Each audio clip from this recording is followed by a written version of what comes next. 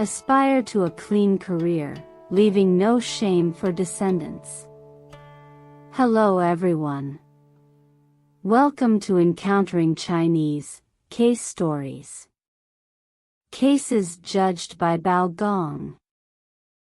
Today, I'm going to tell you a story called Dismantle the Painting Scroll.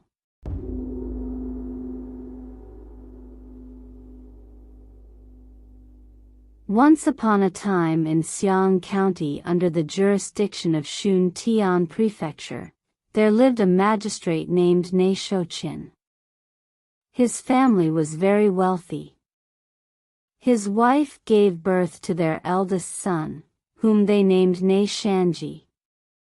Later, when Ne Shouqin grew older, he married a concubine named Mei Shanchun, who also bore him a son named Ne Shanshu.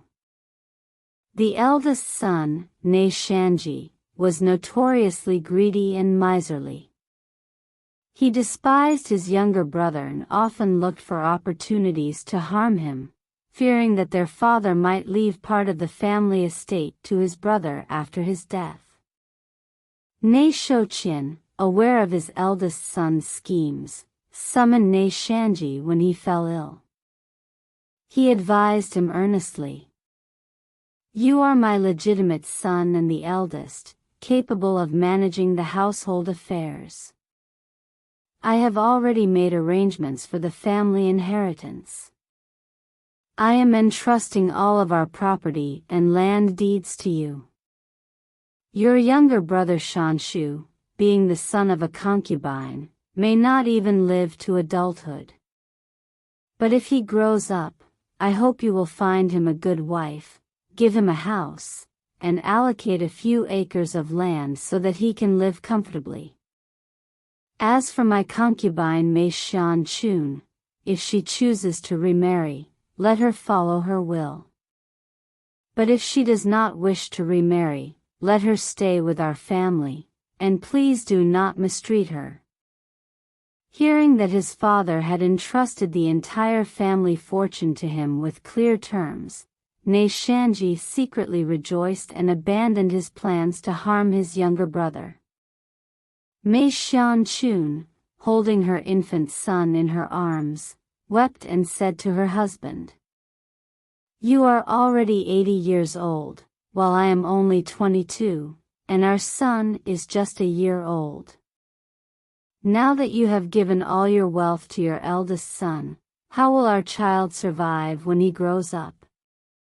Ne Shouqin replied, "You are still young, and I cannot be certain whether you will choose to remain unmarried after I pass. That is why I made this decision. If you remarry, I worry that no one will take care of our son." With determination, Mei Shanchun declared, "I swear to remain unmarried for the rest of my life, devoted only to you and our son. If I ever break this vow, may I be shattered into pieces and meet a miserable end." Hearing this, Ne Shouqin said, "Since you have made such a solemn promise, I have prepared something for you. Here is a painting that you must keep safe. In the future, if Shanji fails to fulfill his duty to share the family wealth with Shanshu, you can present this painting to an impartial official. You won't even need to file a formal petition. Our son will naturally become a wealthy man." A few months later, Ne Shouqin passed away. Time flew by, and 18 years quickly passed. Ne Shanshu had grown into a young man and was ready to claim his share of the family estate. However, his elder brother Ne Shanji seized all the family property and refused to give him a single coin. He even declared, "When you were born, our father was nearly 80 years old.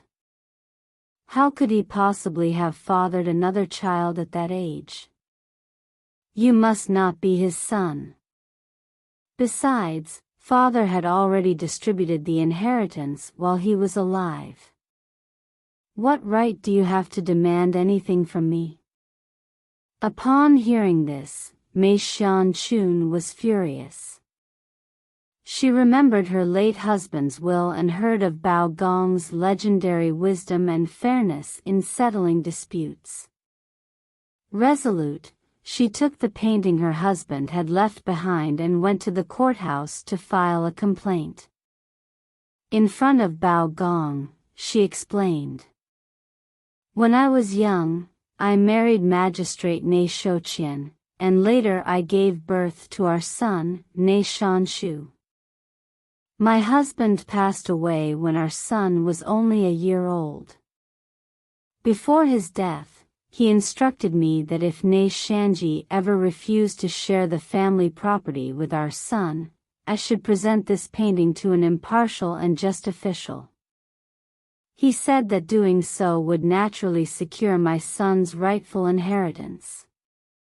I know that you are renowned for your wisdom and integrity in delivering justice.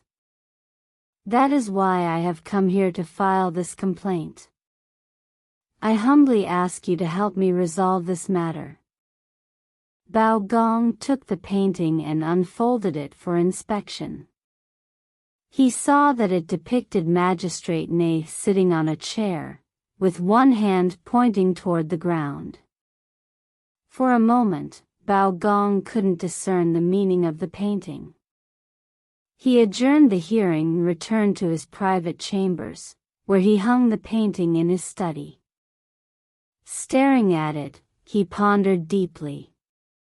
Could this painting be symbolic? If he were pointing to the sky, it might suggest following heaven's will. If he were pointing to his heart, perhaps he would want me to consider his perspective. But since he is pointing to the ground, could it mean I should render a judgment based on sympathy for the deceased, even without evidence? That doesn't seem right. But since he is asking me to distribute the family estate fairly so his younger son can prosper, there must be a deeper meaning in this painting. With this thought, Bao Gong's gaze followed the direction of the painted figure's pointing finger, which led him to the bottom of the painting scroll. He muttered to himself. Could the secret be hidden inside the scroll itself? Acting on his suspicion, he carefully dismantled the painting scroll. As expected, inside was a hidden letter. The letter read, My legitimate son, Ne Shanji, has always been insatiably greedy. My concubine Mei Xianchun gave birth to my younger son, Shanshu, when he was only a year old at the time of my passing. Fearing that Shanji's greed might drive him to harm his brother, I publicly issued a will, granting the family estate and a new house to my eldest son Shanji, leaving only an old house for my younger son Shanshu. However, in secret, I buried 5 large urns containing 5,000 taels of silver on the left side of the old house. On the right side of the house, I buried 6 large urns containing another 5,000 taels of silver and 1,000 taels of gold. This entire treasure is intended for my younger son Shanshu, so he can purchase farmland and secure his future. I hope that one day, a just and honest official will uncover the secret hidden within this painting. If anyone succeeds in finding its hidden message, Shanshu should reward that person with 1,000 taels of gold as a token of gratitude.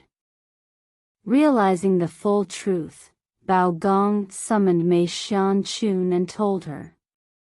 Previously, you accused Ne Shanji of refusing to share the family estate with Ne Shanshu.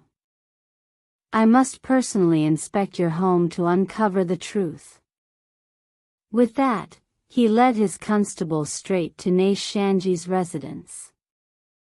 As soon as Bao Gong stepped out of his sedan chair, he acted strangely, as if yielding the way to someone invisible. Then he strode boldly into the Ne family residence. Upon entering the main hall, he appeared to be making way again before pulling out a chair and sitting down. Once seated, Bao Gong clasped his hands respectfully toward the air and asked, "Your concubine has come to me with a lawsuit requesting a share of the family estate. How would you like this matter handled?" He then muttered to himself, "So, your eldest son is greedy, and you feared he might harm his younger brother over the inheritance. That's why you gave everything to him. But what about your younger son? What arrangements did you make for him?" After a brief pause, he continued, "Oh, I see. You left the old house to your younger son. Did you set aside anything else for him?" Suddenly, Bao Gong exclaimed, "Ah! So you left gold and silver for your younger son as well." Bao Gong then pretended to be humble and said, "How could I dare to accept this? Let me arrange it for you instead." Abruptly, Bao Gong stood up, pretending to be startled. "Just now, Magistrate Ne was here speaking with me. How has he vanished in the blink of an eye? Could it be I've seen a ghost?" Ne Shanji and Ne Shanshu, standing nearby, were bewildered. Seeing no one else around, they couldn't believe their eyes. However, considering Bao Gong's integrity, they concluded he must have encountered their father's spirit. The group proceeded to the nearby old house to investigate. Bao Gong sat inside and addressed Ne Shanji. "Your father's spirit appeared to me earlier and told me everything about your family. He asked me to give this old house to your younger brother. What do you think?" Ne Shanji replied respectfully, "I leave everything to your judgment, Bao Gong." Bao Gong nodded and continued, "Everything inside this house must be left to your younger brother. As for the rest of the family estate, you may keep it."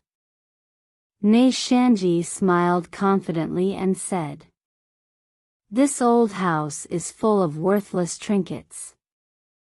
Of course, I'm willing to let my brother have it all." Bao Gong added, "Magistrate Ne also told me that 5 large urns containing 5,000 taels of silver are buried on the left side of this house. If we uncover them, they will go to Ne Shanshu." Ne Shanji scoffed, still unconvinced. "Rest assured, even if there were 10,000 taels of silver here, it would all belong to my brother. I wouldn't take a single coin." Bao Gong nodded, "Good. Then we shall proceed as you've said." He immediately ordered the constables, along with Ne Shanji and Ne Shanshu, to start digging. To everyone's amazement, they unearthed 5 large urns, each holding 1,000 taels of silver.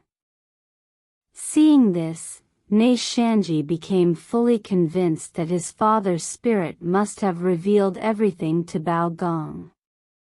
He no longer dared to argue or contest the matter.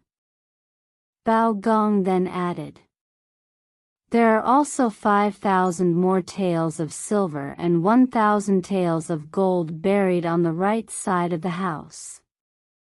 Magistrate Ne instructed that the silver be given to Ne Shanshu and the gold be offered to me as a token of gratitude. However, I serve the people out of duty, and I will not accept any reward. The 1,000 taels of gold will go to Magistrate Ne's concubine, Mei Xianchun, as her retirement fund. Mei Xianshu and Mei Xianchun, overwhelmed with joy, knelt down and kowtowed repeatedly in gratitude. Bao Gong gently said, "There is no need to thank me. I knew nothing of this. I merely spoke the words Magistrate Ne entrusted to me, and it seems he spoke the truth."